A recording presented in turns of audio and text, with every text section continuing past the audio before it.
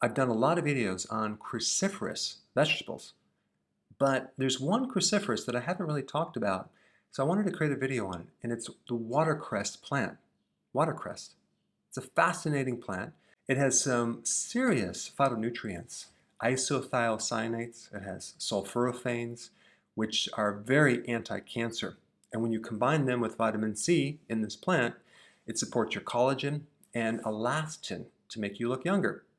It also has zeaxanthin and lutein, which adds material to help filter that blue light that is very damaging to our eyes and skin. In fact, it decreases the risk of something called age-related macular degeneration.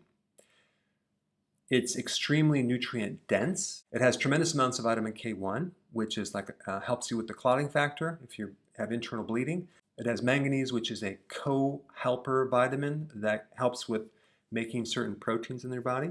It also is a good source of vitamin C, vitamin E, beta carotene.